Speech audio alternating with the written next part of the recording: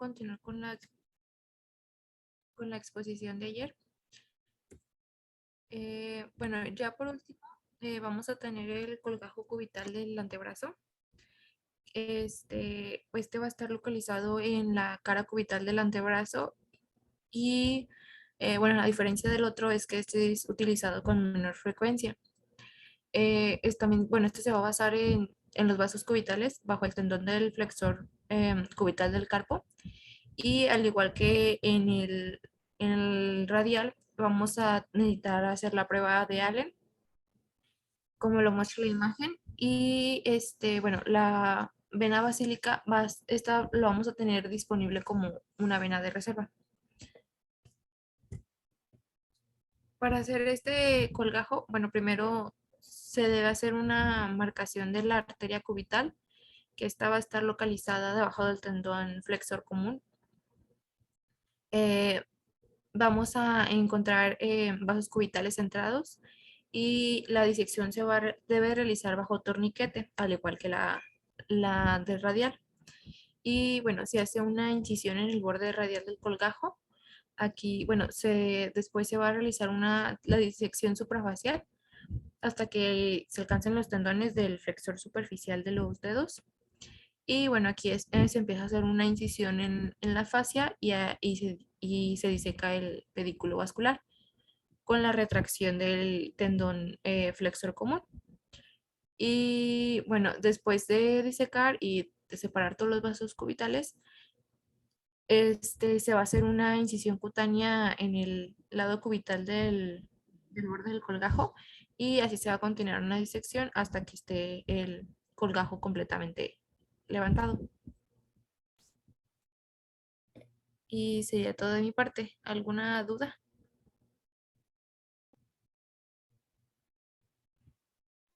Oye, ¿sí entendiste cómo haces la prueba de Allen?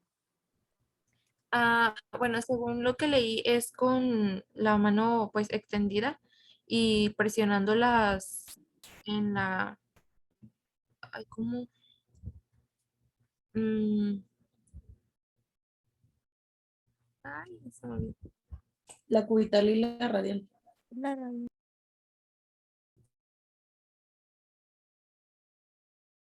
Ajá, y luego, o sea, presionas la arteria cubital y la radial y luego.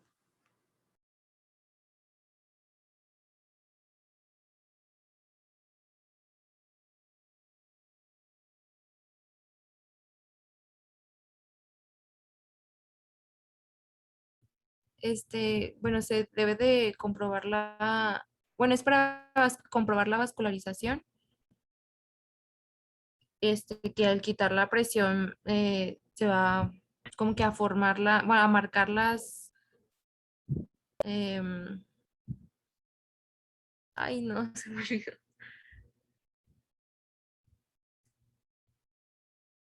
Si lo pudiera explicar, por favor.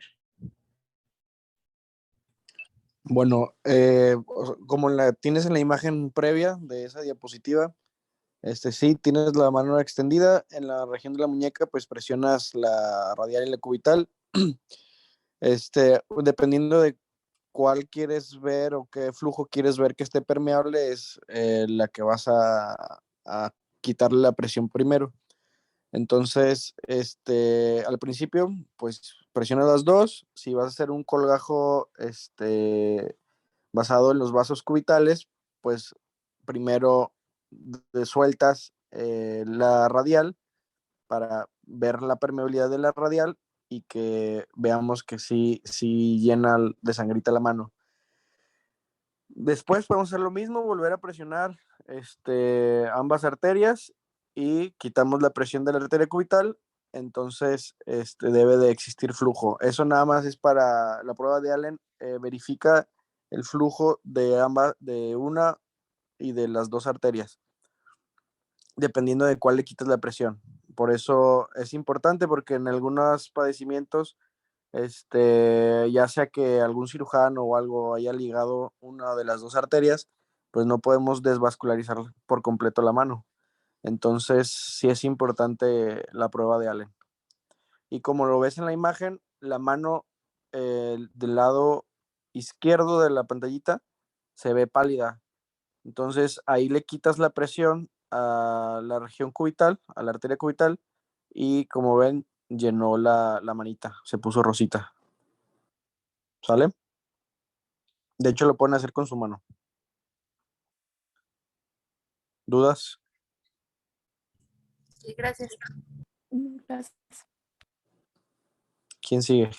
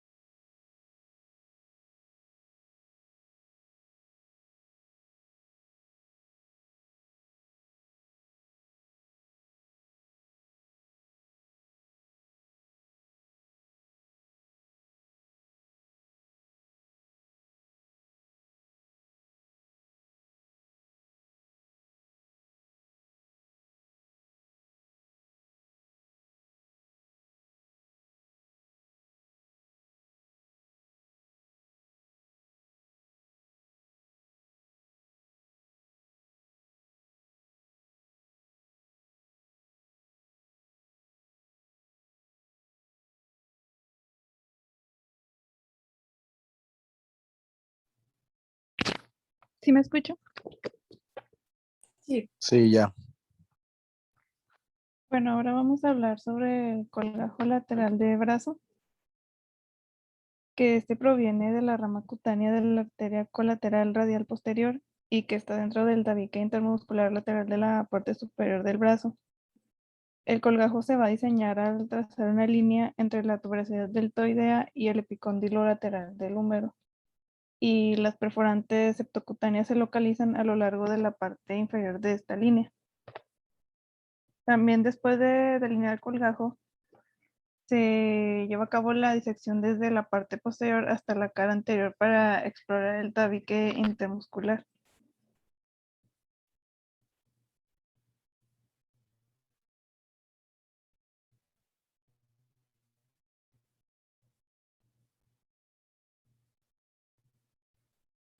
Bueno, el colgajo lateral del brazo se utiliza comúnmente para la reconstrucción de la cabeza y del cuello, y el pedículo vascular va a ser corto y los vasos pediculares por lo general van a ser pequeños. Y con la introducción de otros colgajos de tejidos blandos se va a reducir sustancialmente el uso de colgajo lateral del brazo en la reconstrucción de la cavidad oral.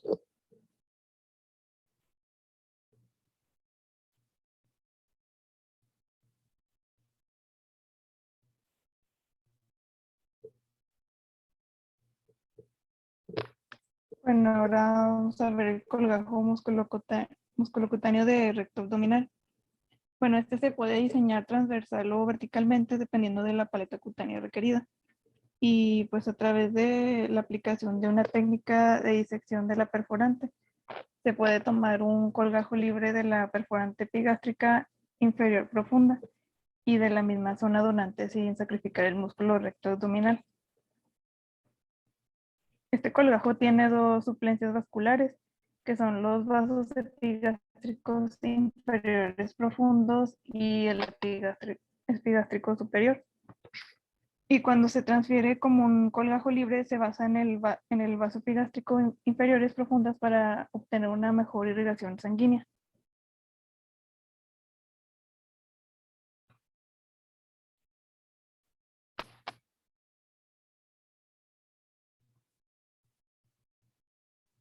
Bueno, este colgajo va a tener el volumen adecuado de la paleta cutánea para la reconstrucción de los grandes defectos de la cabeza y cuello, y también va a ser utilizado con frecuencia en la reconstrucción de la mucosa bucal y en la reconstrucción total de la lengua.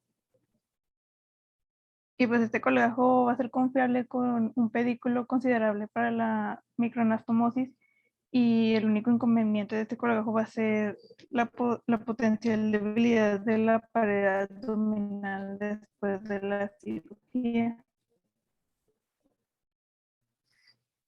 Y el colgajo preservador del músculo recto transverso del abdomen va a disminuir la morbilidad de la zona donante.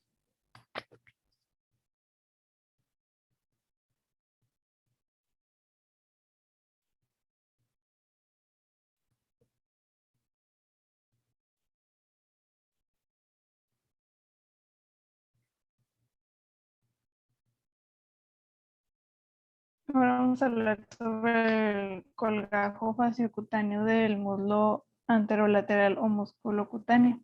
Y pues este adquirió popularidad gradualmente cuando los cirujanos reconstructivos encontraron que es un colgajo confiable con un largo y considerable pedículo, que pues se puede tomar con una amplia paleta cutánea y músculo adicional para la reconstrucción de los defectos oromandibulares de moderados a grandes. Y el pedículo del colgajo anterolateral del muslo por lo general va a incluir la rama descendente de la arteria circunfleja femoral lateral, y en ocasiones su perforante va a poder provenir de la rama transversal u oblicua de los vasos femorales circunflejos laterales.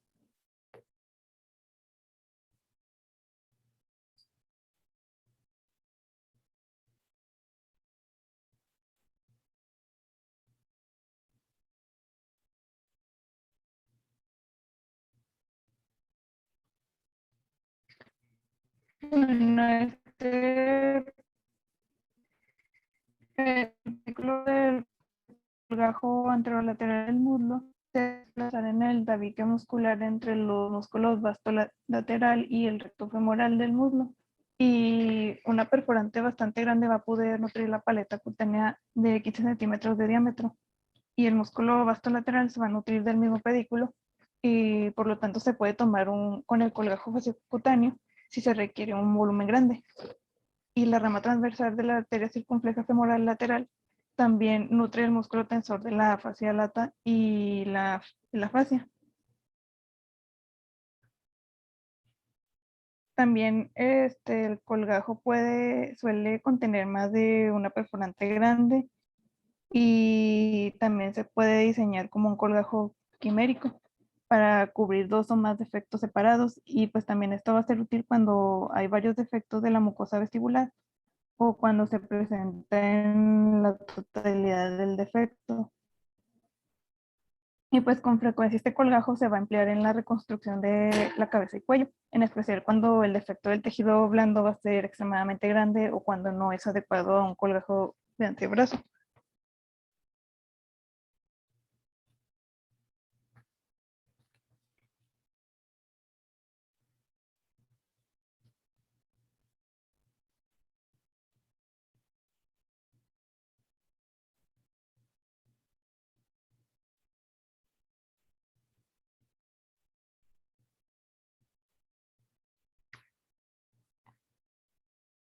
Bueno, el diseño del colgajo se va a iniciar marcando una línea recta desde la espina ilíaca superior hasta el borde lateral de la rótula. Y la mayoría de las perforantes se van a encontrar dentro de un círculo de 3 centímetros desde el punto medio de este eje. Y se va a poder utilizar Doppler manual para mapear las perforantes. Y se sugiere utilizar la disección subfacial para un principiante con el fin de minimizar el riesgo de daño en la perforante. Y las perforantes pueden ser septocutáneas o musculocutáneas. Y la delicada disección intramuscular son los puntos clave para esta disección del colgajo. Y cuando se toma el músculo vastolateral junto con la paleta cutánea, se puede conservar el nervio motor para evitar el posible compromiso de la función de la rodilla.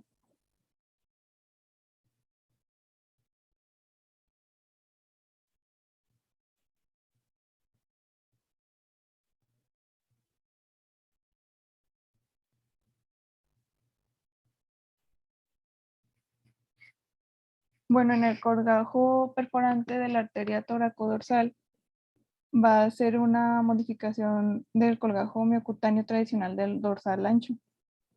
Y en sus ventajas tenemos que tener un color de piel similar a la piel de la cara y por lo tanto se puede utilizar para la reestructuración facial. Y las perforantes del colgajo musculocutáneo van a proceder de las ramas mediales o laterales de los vasos toracodorsales. Y pues estos pueden ser detectadas por un lápiz Doppler de 4 centímetros por debajo de la espina de la escápula o 10 centímetros por debajo de la axila y 2 centímetros medial a la línea axilar posterior.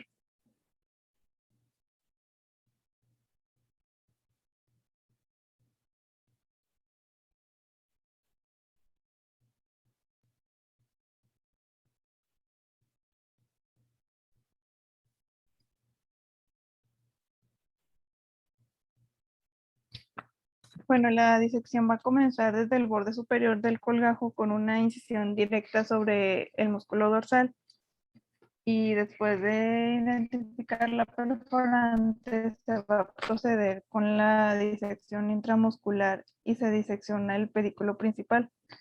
También se va a realizar una incisión en el borde inferior del colgajo y se levantará fuera del músculo dorsal ancho. Y el aporte sanguíneo del colgajo toracodorsal es confiable y va a dejar una cicatriz oculta en la parte posterior. Sin embargo, la necesidad de cambiar la posición del paciente durante la operación puede alargar el tiempo quirúrgico y disminuye su aplicación clínica.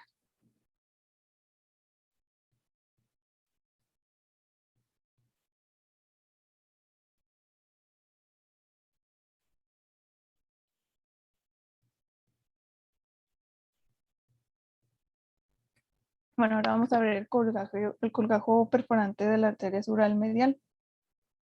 Y pues va a ser un colgajo relativamente nuevo utilizado para la reconstrucción de cabeza y cuello. Y va a ser modificado del colgajo del músculo gastrocnemiano. Y la mayoría de las perforantes importantes del colgajo se va a localizar a 8 centímetros por debajo del pliegue popitle. Y la disección del colgajo va a iniciar haciendo incisión anterior y continúa a través de una disección subfacial para identificar las perforantes.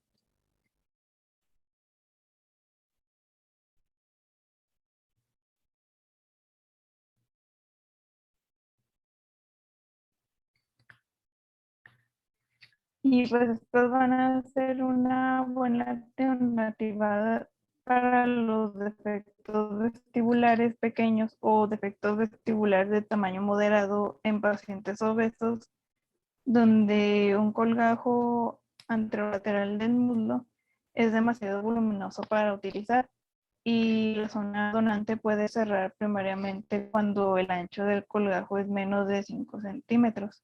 Y pues en su desventaja del área donante y la postura incómoda del cirujano durante la disección del colgajo con aducción de la cadera y flexión de la rodilla del paciente.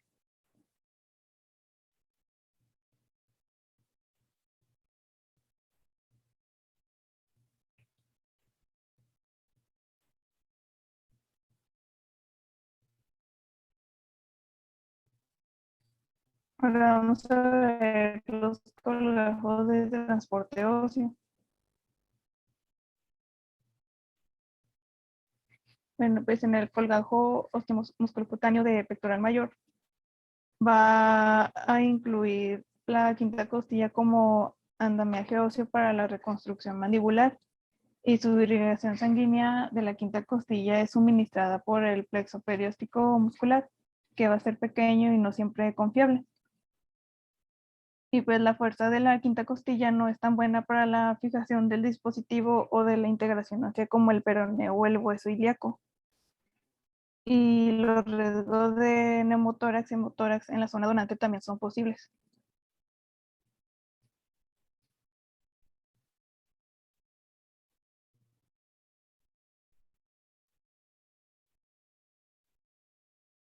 Y en el colgajo osteomusculocutáneo de trapecio se va a poder tomar la espina escapular hasta 10 centímetros de longitud con el pedículo del músculo trapecio como un colgajo osteomusculocutáneo. Y aunque la técnica para la toma de este colgajo va a ser relativamente sencilla, la calidad restringida del hueso escapular y la posible morbilidad del hombro especialmente la relación con el acromion, puede limitar su uso en la reconstrucción mandibular.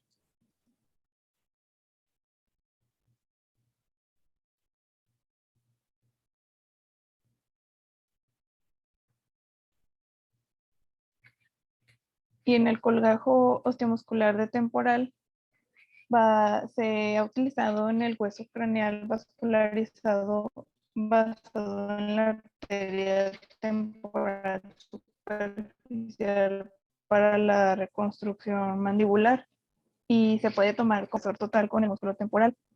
Y pues el colgajo osteomuscular temporal tomado con la corteza externa por lo general va a tener un hueso inadecuado para la fijación del dispositivo y pues puede romperse con facilidad durante la colocación.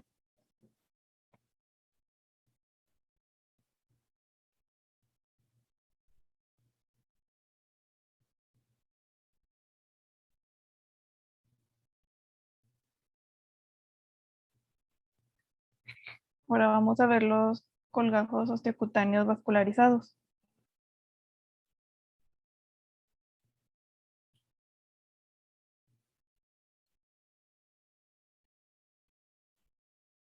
El colgajo osteocutáneo basado en la circunfleja ilíaca, la paleta cutánea de la región inguinal va a poder elevarse junto con la cresta ilíaca para la reconstrucción mandibular en una tasa de éxito del 94 al 95% y va a tener la ventaja de tener un suministro vascular confiable para el hueso y va a proporcionar un buen contorno de la neomandíbula sin necesidad de osteotomía debido a la curva natural de la cresta ilíaca.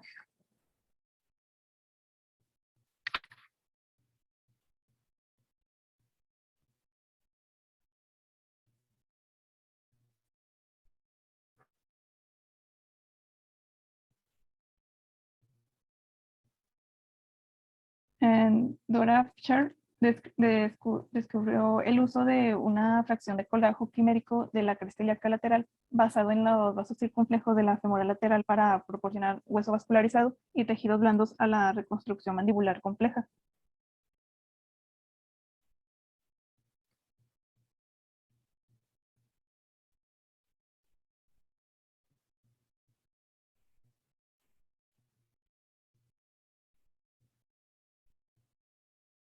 Ahora vamos a ver el colgajo osteomusculocutáneo de la escápula, que pues se va a incluir el borde lateral de la escápula, la piel escapular o paraescapular y el músculo dorsal ancho basado en la arteria subescapular.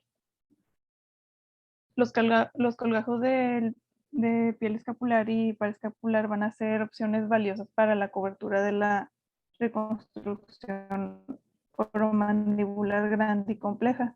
Y el borde lateral de la escápula se nutre de la arteria circunfleja escapular y se puede tomar hasta 14 centímetros de longitud.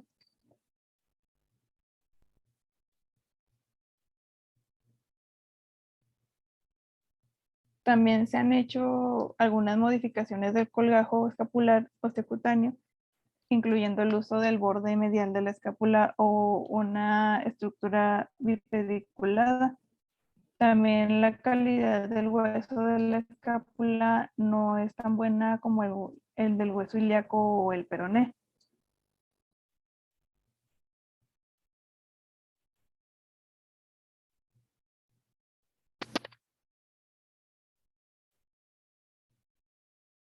En el radio con colgajo antebraquial radial, la corteza palmar anterior de la extremidad distal del radio se va a poder tomar con el colgajo antebraquial radial como un colgajo osteocutáneo de 10 a 12 centímetros de longitud para la reconstrucción mandibular y pues se va a requerir inmovilización postoperatoria de larga duración con yeso durante 3 a 4 semanas o el uso en una placa de compresión dinámica para la fijación rígida para así prevenir la fractura postoperatoria del radio.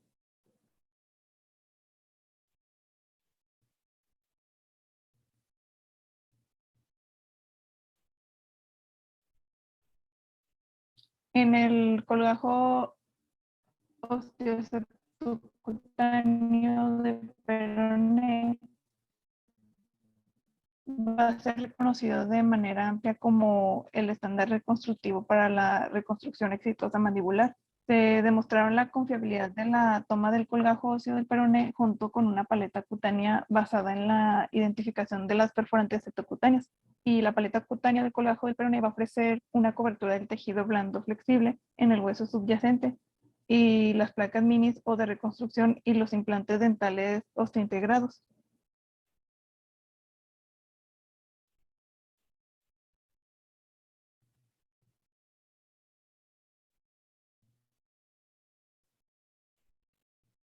Vamos a ver la técnica quirúrgica del colgajo osteoseptocutáneo de peroné para la reconstrucción mandibular.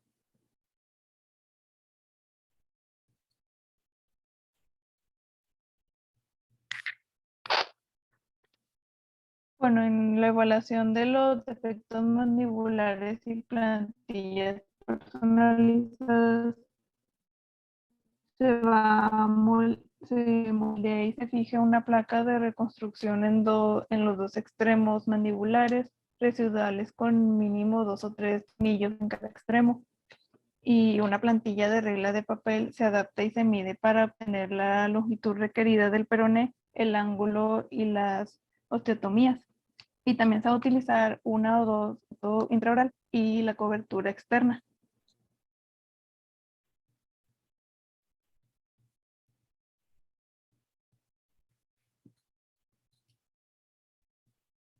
Bueno, en la preparación de la zona receptora van a existir 4 arterias posibles que se pueden utilizar en ambos lados del cuello, que va a ser la arteria facial, la arteria tiroidea superior, la arteria temporal superficial y la arteria cervical transversa.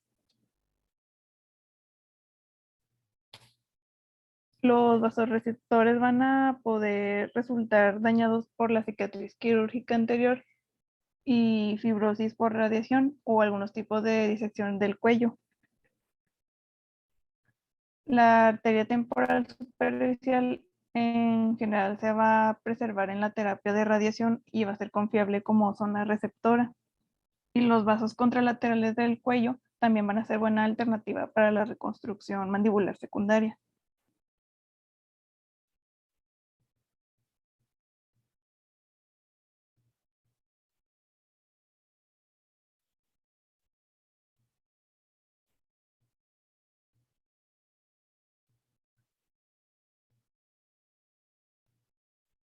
En la selección de la zona donante, los vasos peroneales van a soler estar por una arteria y 2 venas concomitantes y se van a encontrar en la cara posteromedial del peroné, interior del flexor largo del dedo y anterior a la parte posterior del tabique crucial. La paleta cutánea se va a basar en perforantes osteocutáneas que van a correr en el interior del tabique crucial posterior.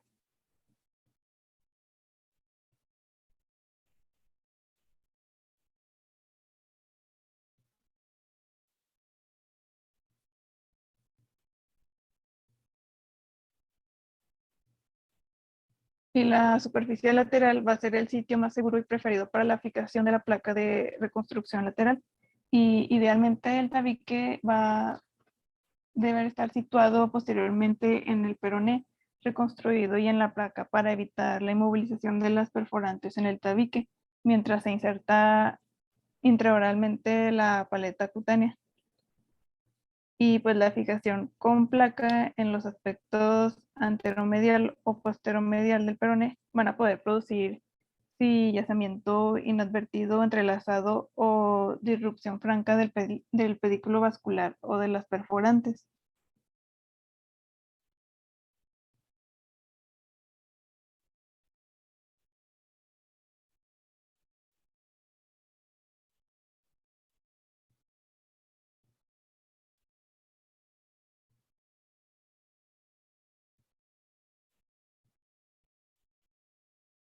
También el uso del colgajo cutáneo en la mucosa intraoral o de la reconstrucción de la piel de la mejilla determinará la orientación final de la inserción ósea y de la orientación del pedículo. Y la adaptación del hueso con la placa va a tener solo dos alternativas para un defecto mandibular lateral específico. Y pues si el peroné se voltea hacia arriba, el pedículo o las perforantes van a ser lesionadas o comprimidas con facilidad por la placa y los tornillos.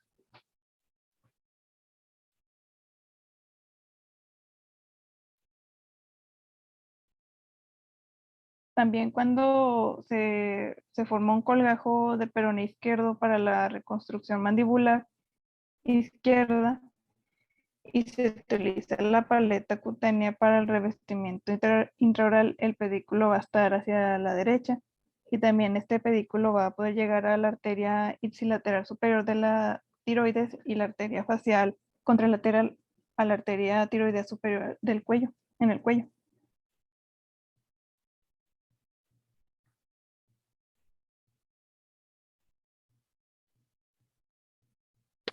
Y también cuando se utiliza un colgajo de peroné izquierdo para reconstruir un defecto mandibular derecho, el colgajo se debe insertar en el peroné proximal dirigido posteriormente hacia la rama de la mandíbula de manera que pues la paleta cutánea pueda utilizarse para reconstruir el revestimiento de la mucosa intraoral. Y pues el pedículo vascular correrá inferior y posterior lateral al peroné. Y pues para llegar a la arteria tiroidea superior derecha o a la arteria temporal superficial derecha, el pedículo debe hacer la curva cerrada, lo cual puede hacer que sea susceptible del retorcimiento.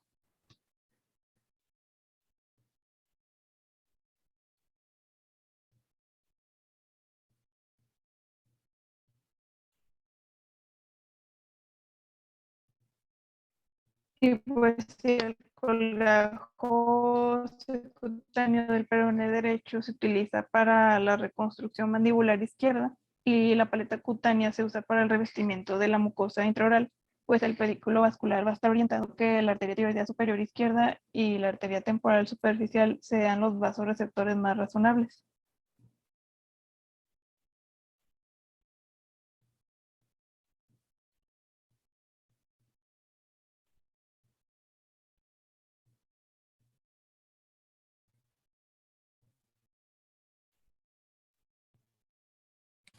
Y pues si se utiliza un colgajo cutáneo de peroné derecho para la reconstrucción mandibular derecha y la paleta cutánea se aprovecha para el revestimiento intraoral y la anastomosis con la arteria ipsilateral facial. La arteria tiroidea superior o la arteria tiroidea superior contralateral le da al pedículo una curvatura suave es poco probable que se retuerza y ocluya. Y cuando los vasoreceptores ipsilaterales no son disponibles, en especial en pacientes que se han sido sometidos a radioterapia, pues los vasos del cuello contralateral van a ser vasos receptores alternativos.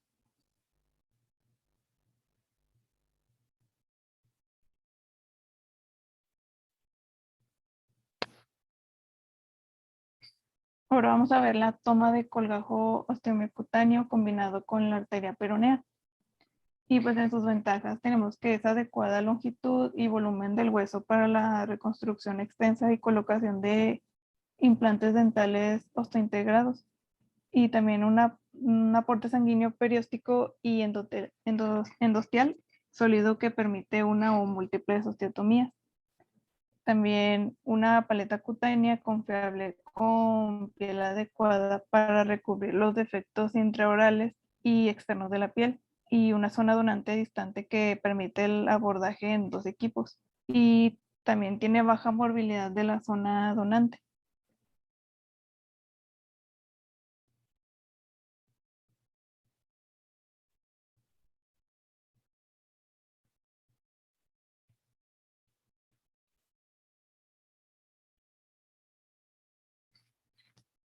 Bueno, pues la radioterapia a menudo va a conducir a adelgazamiento de la paleta cutánea con la contracción subsecuente y pues va produciendo pérdida del contorno y depresión de la zona de las mejillas y del cuello.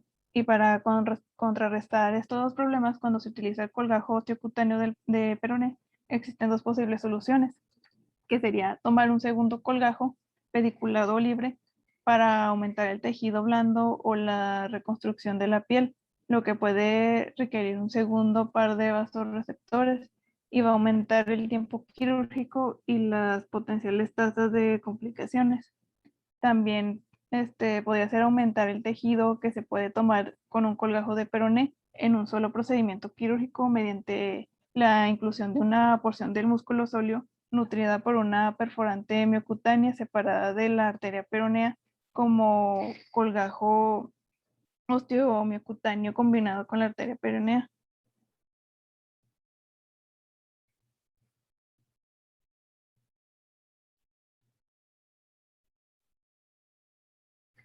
El colgajo osteomiocutáneo combinado con la arteria peronea tiene la ventaja que se requiere la toma de un colgajo individual con todos los componentes y una sola zona donante y un solo grupo de microanastomosis que disminuye el tiempo quirúrgico. Y los extremos proximal y distal de 6 centímetros de longitud se preservan para la estabilidad de la rodilla y del tobillo.